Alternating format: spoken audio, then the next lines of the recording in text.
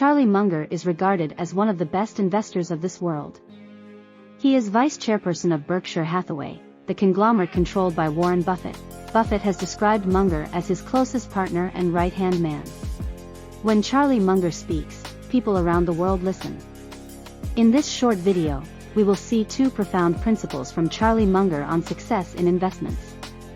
Munger says, success in investing and life boils down to two key principles.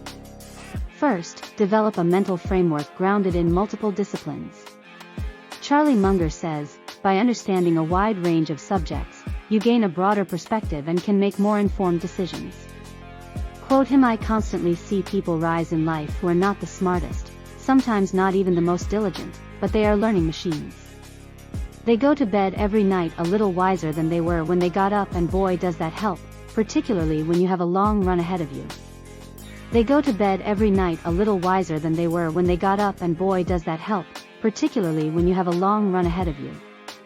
So, he is a great believer in constantly learning and upgrading oneself.